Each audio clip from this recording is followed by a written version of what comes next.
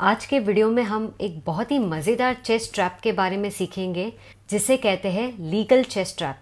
अब ये chess trap जो है, अगर आपने 2016 में जो रुस्तम मूवी आई थी अक्षय कुमार की, अगर आपने वो मूवी देखी है तो उसमें भी ये चेस ट्रैप दिखाया गया था। तो चलिए इस मज़ेदार चेस ट्रैप को सीखते हैं।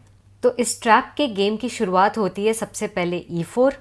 तो वाइट जो है वो इस सेंटर में अपना प्यादा ला रहा है और इम्पॉर्टेंट स्क्वायर्स को कवर कर रहा है, साथ ही साथ अपने रानी और बिशप के लिए भी लाइंस खोल रहा है। अब इस पर ब्लैक भी जो है वो भी इक्वल एडवांटेज लेना चाहता है गेम में, इसलिए वो खेलता है E5 ताकि उसका भी प्यादा सेंटर में आए, वो भी इम्पॉर्टेंट स्क्वायर्स को कवर करे और साथ ही साथ उसके भी रानी और बिशप के लिए लाइंस खुल जाए। अब वाइट जो है वो इस E5 प्यादे को अटैक करने के लिए खेलता है नाइट F3, जिससे वो अपना मोहरा भी डेवलप कर रहा है, सेंटर के स्क्वायर्स को भी कंट्रोल कर रहा है और सबसे इम्पॉर्टेंट ये E5 पॉन को टारगेट भी कर रहा है। अब ब्लैक अपने जवाब में खेलता है नाइट C6, जिससे कि वो अपना एक मोहरा सेंटर की तरफ डेवलप कर ले, वो सेंटर के स्क्वायर्स को अच्छे से कंट्रोल कर ले और साथ ही साथ अपने इस E5 प्यादे की रक्षा भी कर सके। अब वाइट खेलता है बिशप C4, जिससे कि वो किंग साइड का एक और मोहरा को डेवलप कर ले और ज़रूरत पड़ने पर वो जल्द से जल्द किंग साइड कैसलिंग भी कर सके। और साथ ही साथ बिशप C4 खेल के वाइट जो है ब्लैक के सबसे कमज़ोर प्यादे पे टारगेट कर रहा है, जो कि है F7 पॉन। अब ब्लैक के पास स्थिति में खेलने के लिए कई सारे ऑप्शंस हैं, लेकिन लीगल चेस ट्रैप में ब्लैक खेलता है D6। तो D6 खेल के देखिए, ब्लैक जो है वो अपने E5 प्यादे का जो प्रोटेक्शन है उसे और भी स्ट्रॉन्ग कर रहा है और साथ ही साथ अब उसने अपने लाइट स्क्वायर बिशप के लिए जो ये लाइन है पूरी डायगोनल है उसे खोल दिया है।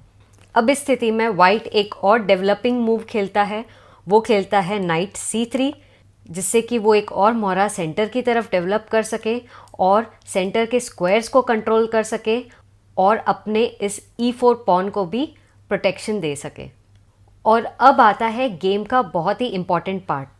अब ब्लैक जो है वो खेलता है बिशप G4। बिशप G4 खेलकर ब्लैक जो है वो अपने ऊंट से इस वाइट के नाइट को पिन कर रहा है इस रानी से, यानी ब्लैक के ऊंट ने वाइट को एक रिलेटिव पिन में डाल दिया है। रिलेटिव पिन क्या होता है, इस पे मैंने ऑलरेडी एक डिटेल वीडियो बना रखी है जिसका लिंक मैंने आई बटन में दिया हुआ है। यदि आपको ये चीज़ नहीं पता है तो इस वीडियो को ज़रूर चेक करिएगा। तो क्योंकि अब वाइट का घोड़ा जो है वो रिलेटिव पिन में आ चुका है, यानी वो चाहे तो इस जगह से हिल सकता है, लेकिन ऐसा करने पर उसकी रानी जो है वाइट की मारी जाएगी। तो वाइट का घोड़ा जो है फ़िलहाल चाहकर भी इस जगह से हिल नहीं सकता, क्योंकि ऐसा करने पर उसे भारी नुकसान होगा। लेकिन वाइट प्लेयर को ये बात भी पसंद नहीं आ रही कि भाई सामने वाले का ऊंट जो है उसके घर में घुस चुका है और वाइट को जो है एक पिन वाली सिचुएशन में डाल रहा है। तो इसीलिए वाइट अपने जवाब में खेलता है H3। H3 खेल के वाइट जो है इस ऊंट को यहाँ से भगाने की कोशिश कर रहा है।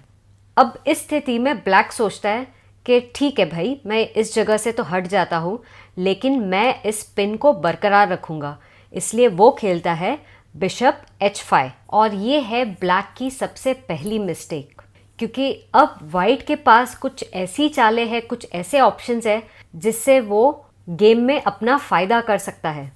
तो इस स्थिति में सबसे पहले वाइट खेलता है नाइट इंटू E5। अब आप सोचेंगे कि ये अच्छी चाल कैसे हो गई, क्योंकि ऐसे तो ब्लैक का ऊंट वाइट की रानी को मार देगा और वाइट का बड़ा नुकसान हो जाएगा। तो इस स्थिति में मुझे आपको एक बहुत ही महत्वपूर्ण बात बतानी है। आपको चेस में हमेशा देखना चाहिए कि सामने वाला जब जानबूझकर अपना कोई बड़ा मोहरा, रानी जैसा मोहरा अगर मरने दे रहा है, तो उसके पीछे उसके दिमाग में बहुत बड़ा गेम चल रहा होगा, बहुत बड़ी कोई टैक्टिकल चाल चल रही होगी, जिससे आगे की कुछ चालों में उसे बड़ा फ़ायदा होने वाला है। तो आप लालची बनकर ज़्यादा ओवर एक्साइटमेंट में आके तुरंत उस बड़े मोहरे को मार मत दीजिए, ज़रा गेम में कैलकुलेशंस करिए। और रुस्तम मूवी में भी जो सीन है वो भी यही दिखाया गया है कि अक्षय कुमार जो है वो अपने घोड़े से इस प्यादे को मार देते हैं और वो अपनी रानी को मरने देते हैं। मतलब बाजी जीतने से, फिर चाहे प्यादा कुर्बान हो या फिर रानी। और जैसे ही इस स्थिति में ब्लैक अपने ऊंट से इस रानी को मारेगा तो वाइट ने तो भले ही अपनी रानी गंवाई है, लेकिन अब ब्लैक जो है वो अपनी पूरी गेम गंवा बैठेगा। कैसे? देखिए, क्योंकि अब वाइट जो है, देखिए वाइट का ये घोड़ा इस F7 प्यादे पे अटैक कर रहा है, वाइट का ये ऊंट भी F7 प्यादे पे अटैक कर रहा है। तो क्योंकि वाइट के दो मोहरे इस F7 के प्यादे को टारगेट कर रहा है, तो अब वाइट जो है बड़ी आसानी से इस गेम को चेकमेट दे सकता है। कैसे? सबसे पहले वाइट जो है वो अपने ऊंट से इस F7 प्यादे को मारेगा और राजा को चेक देगा। अब देखिए, ब्लैक जो है इस ऊंट को मार नहीं सकता, ब्लैक के राजा को वहाँ से हटना पड़ेगा और ब्लैक के राजा के पास केवल एक ही ऑप्शन है और वो है ये E7 स्क्वायर। अब देखिए, ब्लैक के राजा के आसपास की जगह ये 1, 2, 3, ये 3 जगह तो उसके खुद के ही मोहरों ने ब्लॉक कर रखी है। ब्लैक का राजा जो है इस ऊंट को तो वैसे ही नहीं मार सकता। ब्लैक का राजा जो है वो इस D7 स्क्वायर पे भी नहीं आ सकता, क्योंकि ये स्क्वायर जो है हमारा घोड़ा कंट्रोल कर रहा है। ब्लैक का राजा यहाँ भी नहीं आ सकता, क्योंकि ये स्क्वायर हमारा ऊंट कंट्रोल कर रहा है। यहाँ भी नहीं आ सकता, ये भी स्क्वायर ऊंट कंट्रोल कर रहा है। तो इस स्थिति में क्या आप एक ऐसी चाल ढूंढ सकते हैं जिससे कि गेम चेकमेट हो जाए? मैं आपको सोचने के लिए 5 सेकंड्स देती हूँ।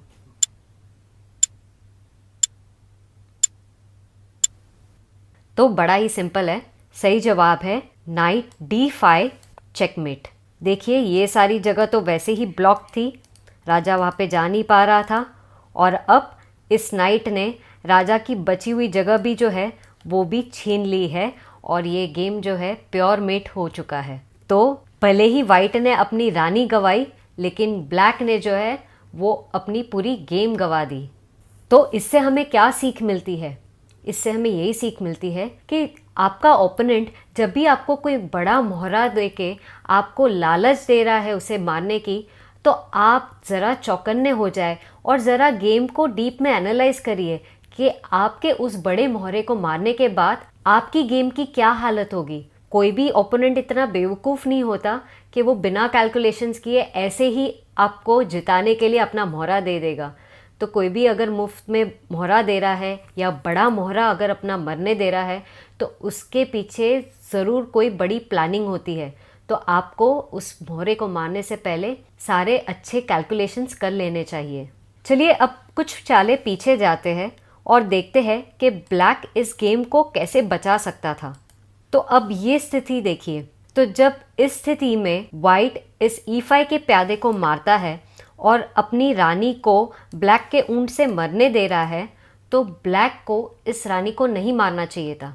तो ब्लैक के पास बेस्ट ऑप्शन क्या होता खेलने के लिए?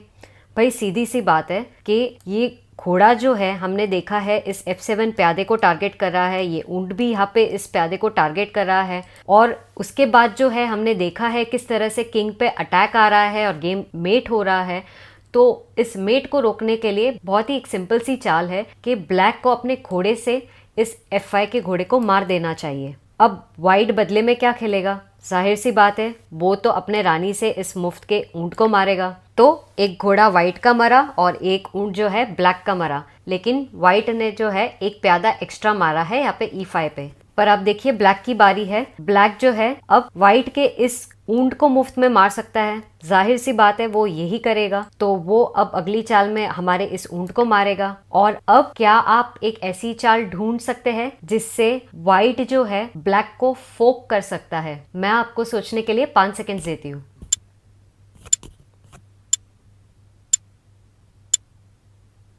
तो फोक का मतलब होता है एक तीर से 2 निशाने करना, या फिर एक तीर से 3 निशान या 4 निशान। बेसिकली जितना आप सामने वाले के मोहरों को टारगेट कर सके मुफ्त में, उतना आप टारगेट करिए फोक टेक्निक के जरिए। फोक पे मैंने ऑलरेडी एक वीडियो बनाया है जिसका लिंक मैंने डिस्क्रिप्शन बॉक्स में दिया है, आप उसे ज़रूर चेक करिएगा। तो इस सिचुएशन में सही जवाब है क्वीन B5 चेक। तो क्वीन B5 चेक देके रानी जो है राजा पे तो हमला कर ही रही है, लेकिन साथ ही साथ इस घोड़े पे भी हमला कर रही है। अब ब्लैक जो है वो अपने इस घोड़े को बचा नहीं सकता, उसे अपने पहले राजा को बचाना होगा। मान लीजिए कि ब्लैक जो है अपने प्यादे को आगे बढ़ाता है और इस चेक को रोकता है, तो अब वाइट जो है बड़ी आसानी से इस मुफ्त के घोड़े को मार सकती है। तो अब हम ज़रा गेम की स्थिति को देखते हैं।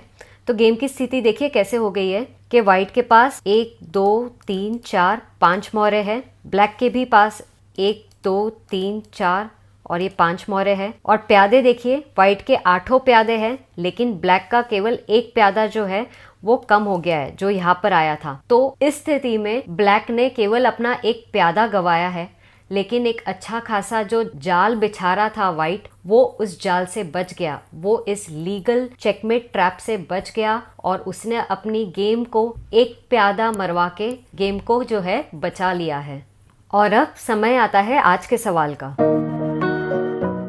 आप मुझे कमेंट्स बॉक्स में बताएं कि अभी वाइट की बारी है और वाइट को इस स्थिति में क्या खेलना चाहिए। मुझे आपके जवाब का इंतज़ार रहेगा। मैं आपसे मिलती हूँ अगले वीडियो में। बाय।